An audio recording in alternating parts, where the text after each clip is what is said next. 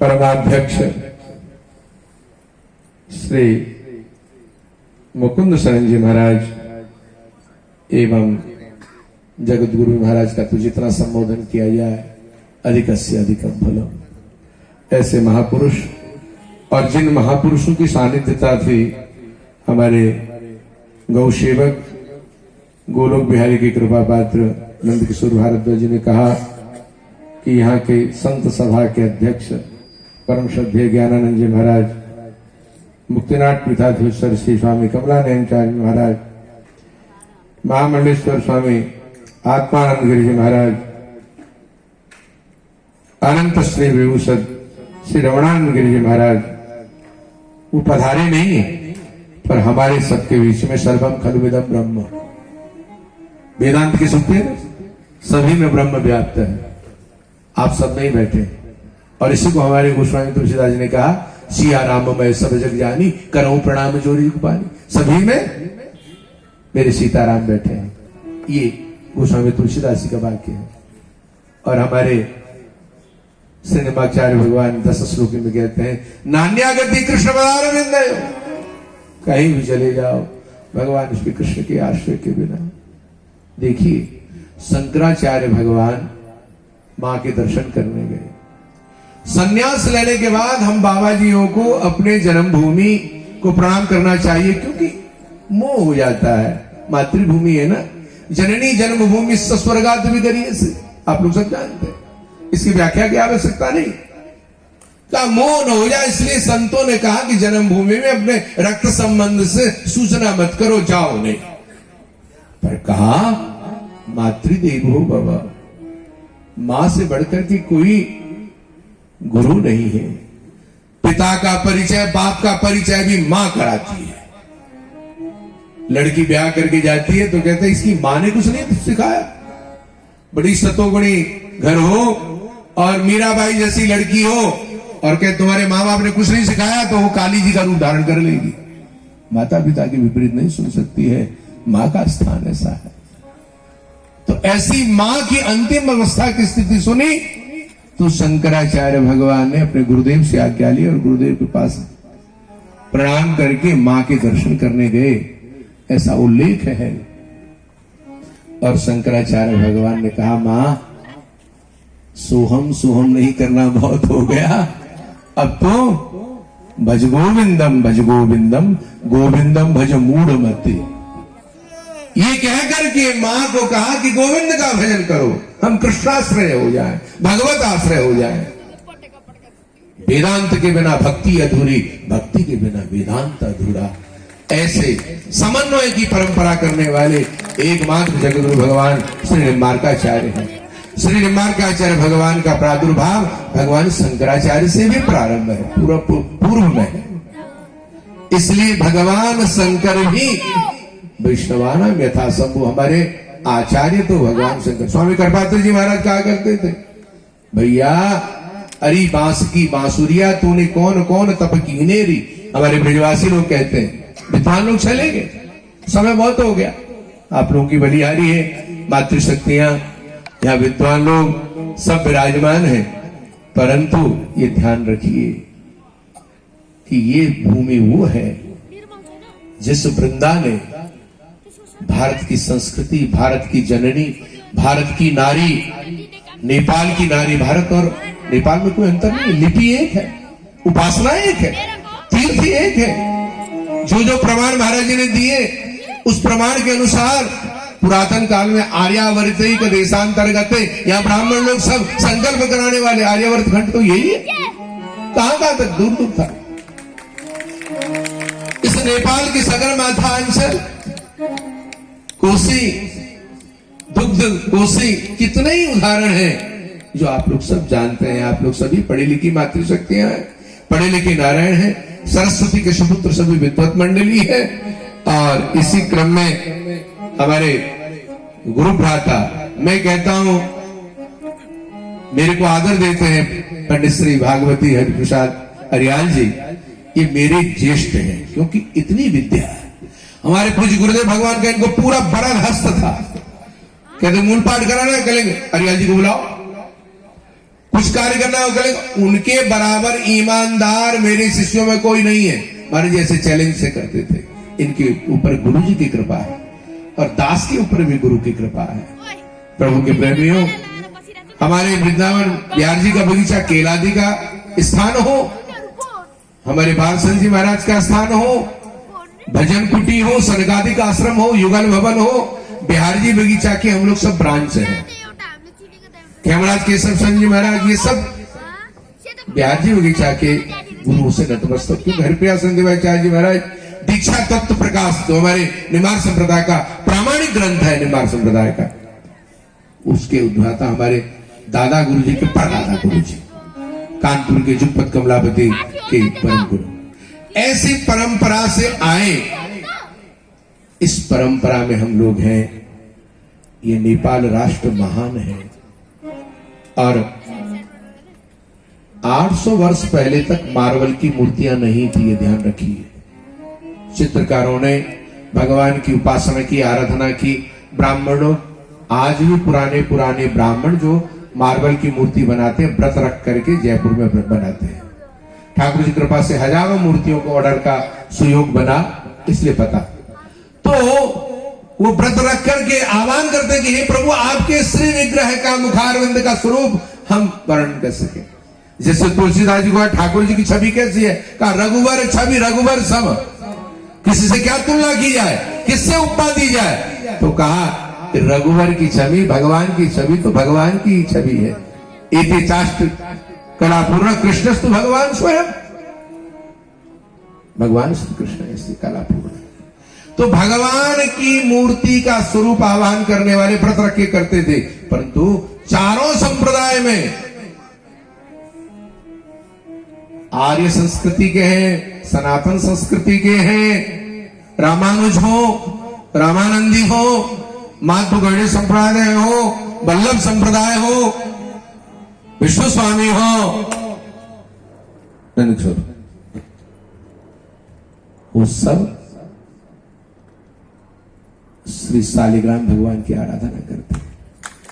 और शालिग्राम भगवान को उत्पत्ति करने वाली कौन है? सनातन संस्कृति की मातृशक्ति वृंदा ने ठाकुर जी को कहा, प्रभु मैं आपकी आराधना करती हूं। मेरा पति जालंधर दुराचारी है, व्यभिचारी है, समुद्र की मैं पुत्री हूं, समुद्र का पुत्र जालंधर है, दुराचारी व्यभिचारी है। परंतु मेरा सवाल था, आपने थोड़ा पाषाण की तरह व्यवहार किया, इसलिए आप इसी क्षण सशंक चक्रम सकिरीट कुंडलम सफेद अवस्त्रम सरसिरुक्षणम, आप विद्वान लोग बैठे हैं, ऐसा स्वरूप होते हुए आप अभी पाषाण हो जाएं। तो पाषाण स्वरूप में गंडकी नंदन भगवान श्री कृष्ण ही, भगवान विष्णु ही, भगवान नारायण ही शालिग्राम भगवान है। प्रभु के प्रेमियों, भारत की नारी जैसी सनातन संस्कृति की, नेपाल की हो, भारत की हो, कोई अंतर नहीं है। ऐसी नारी पूरे विश्व में नहीं है जो अपने इष्ट देव को ही कह दे, श्राप दे दे। और देखिए, लक्ष्मी जी ने, भृगु जी का सम्मान है, बाहर सभी भागवती यहां बैठे हैं, महाराज जी बैठे हैं। लक्ष्मी ने कहा ब्राह्मण सदा याचना वृत्ति में रहे, अग्र पूज्य होने के नाते। भृगु जी गए ना, बहुत प्रसंग है। भृगु जी ने देखा कि ठाकुर जी की लीला से सारी ये लीला हो रही है, लक्ष्मी जी ने श्राप दे दिया। भृगु जी ने जल लिया, गले का महाराज ब्राह्मण के बिना कोई गति नहीं है, आपको झक मार के आना पड़ेगा। कौन है ऐसे ब्राह्मण? ब्राह्मणों से को मुखमासित बाबू राजा। बस दुख एक ही है, भागवत प्रवक्ता भी नेपाल में बकरे का शरीर खा जाते हैं। ये कहते हुए मेरे को दुख होता है। भारतीय लोग, सनातनिष्ठ लोग, संध्या वंदन करने वाले, शिखा सूत्र वाले, वो भी शरीर भक्षण कर जाते हैं पशु का। और किंवदंतियों के बलि प्रथा चली, ये सभी इस बात पर जाने से विद्वान लोग कहेंगे भारत से बाबा जी आया और बाल संत जी के साथ में आया, निंदा स्तुति तो होगी। यहां कटाक्ष करने वाले महापुरुष बहुत है, बड़ी कृपा करते हैं और विद्या का तर्क भी दे देते हैं। परंतु ध्यान रखिए, यहां की परंपरा है, उत्तराखंड की परंपरा है, उत्तरकाशी आदि में बद्रीनाथ जाते थे, ब्राह्मणों के महाराज कपड़ा बनियान खोलो, यहां भी है पाटे में पहन करके। अब तो परंपरा खत्म होगी काठमांडू माने में, ऊपर पहाड़ियों में भी परंपरा है, काठ की पाटे में बैठ के भोजन करो और कौवा आसन में बैठो, जैसे कौवा और तोता बैठता है ना, ऐसे बैठो। आज भी ऐसी परंपरा, योग की परंपरा है। वज्रासन, और उस आसन में भोजन करते थे और सुबह बड़ा काम भी उसी से त्यागते थे, है? तो उसमें बैठ करके और कहते थे हाँ, छोटा बच्चा हमारे भांसा को नहीं छू सकता है, भात को नहीं छू सकता है, कुंवारी कन्या छू नहीं सकती है, और मरा हुआ बकरा वहीं पक करके खा रहे हैं। अब बताओ वो नहीं छुएगा, उसमें छुआ नहीं है। ऐसी रूढ़िवादी परंपराएं प्रभु के प्रेमियों, नेपाल और भारत के भावुक भक्त जितने सनातनिष्ठ हैं, बड़े भावुक हैं, जैसे बहका देवे बहका देवे। दुर्दशा इस देश की हुई जब इतनी ज्यादा हिंसा होती है। एक बार महाराज हम दशहरे में अपने भक्तों को लेकर के आए थे, कोई ऐसी गली नहीं थी जहां पर मरा हुआ मुर्दा लटका ना हो, बदबू आती थी रक्त की। ये नेपाल देश, ये तो भारत और नेपाल सोने की चिड़िया है।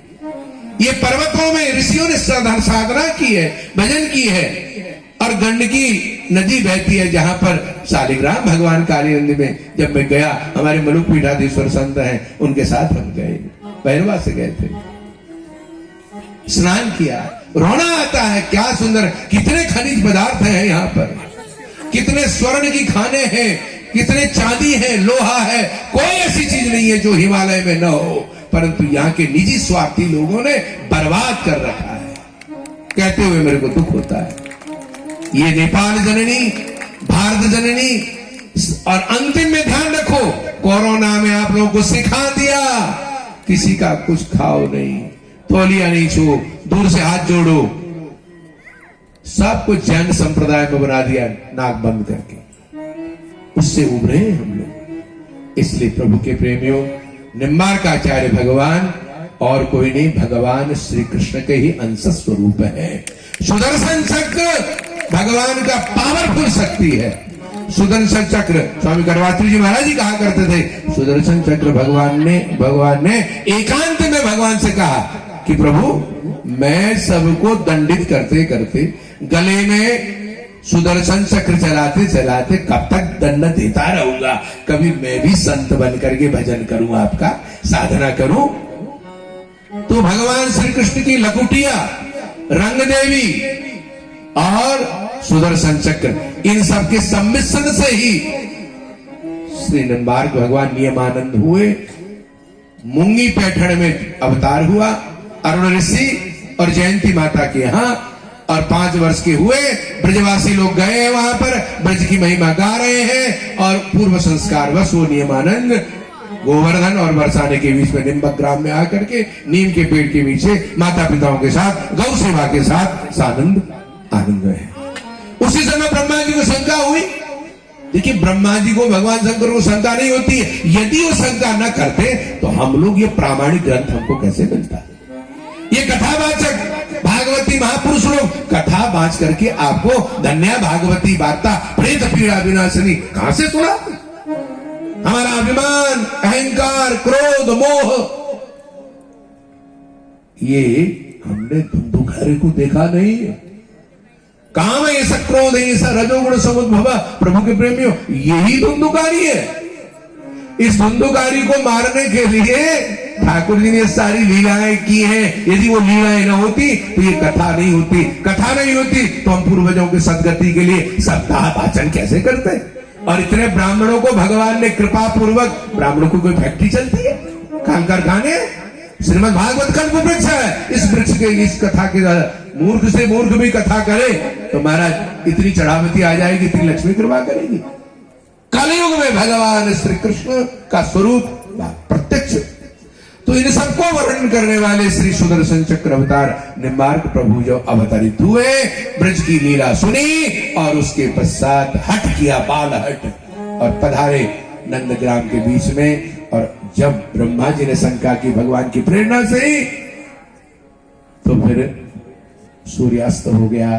कहता हम तो प्रसाद पाते नहीं कुछ भी, आप अतिथि रूप में हैं। हे सन्यासी, हे यति, संत रूप बन करके, यति रूप बन करके, वृद्ध होकर के आए। और जब देखा सुदर्शन चक्र में कि ब्रह्मा जी महाराज हमारी परीक्षा लेने आए हैं, तो निम्बार्क, निम्ब अर्क, नीम के पेड़ के पीछे से अर्क मैंने अपना स्वरूप दिखाने वाले निम्बार्क। जैसे सूपम, संस्कृत में सूपम, जो आप लोग सूप है, देखिए अंग्रेजों के पास में कोई व्याकरण नहीं था, सूपम सूप ले लिया। अंडरग्राउंड, अंडरग्राउंड का संस्कृत क्या? अंतर्गृह, अंतर्गृह माने नीचे गुफा, तो अंडरगृह। कई ऐसे शब्द हैं। तो सूपम, तो निम्बार्क भगवान का सूप माने अपना अर्क, अर्क माने सूप तत्व। जैसे गंगा जी, यमुना जी, गंडकी, इन सबको क्या कहते हैं? ब्रह्मद्रव, ब्रह्म का लिक्विड रूप। जल जो है ना, जल के बिना हमारा काम चलेगा? अभी सब प्यासे, बात जाते जाते घट घट जल पिए। तो ब्रह्मद्रव कौन है? भगवान का लिक्विड रूप। पृथ्वी, जल, तेज, आकाश, वायु, ये प्रत्यक्ष ठाकुर जी का स्वरूप है। इसलिए गंडकी हो, ये सब ब्रह्मद्रव। पर ब्रह्मद्रव का हम लोगों ने क्या स्थिति बना रखी है? जहां जहां मनुष्य ज्यादा हुआ है, देखिए अब यूरोप में लड़ाई हो रही है, महाभारत का युद्ध हुआ। ठाकुर जी का नियम है, जब भी विज्ञान बहुत आगे बढ़ता है तो विज्ञान विध्वंस करता है, पुनः संभवान युगे युगे, फिर ठाकुर जी अपनी लीला के साथ द्वारा प्रवर्तित होते हैं। यदा यदा धर्मस्य। इसलिए प्रभु के प्रेमियों, निम्बार्क भगवान ने जब नीम के पेड़ के पीछे से अपना सूर्य सदृश स्वरूप के दर्शन कराए। कहा महाराज अवलोक्यतम, देखिए सूर्यास्त नहीं हुए, बादल की छटा आ गई थी, आप दूध पी लीजिए। जैसे ही ब्रह्मा जी ने दूध पिया, उसी समय वो जो निम्ब वृक्ष के नीचे आकृति थी, पूज्य गुरुदेव भगवान स्वामी गणपात्री जी महाराज और प्रभुदत्त ब्रह्मचारी जी, पुराने संत, ये कहते थे कि वो स्वरूप को नियमानंद जी ने अपने वक्षस्थल में अदृश्य कर दिया, अपने आप में लोप कर लिया अपने।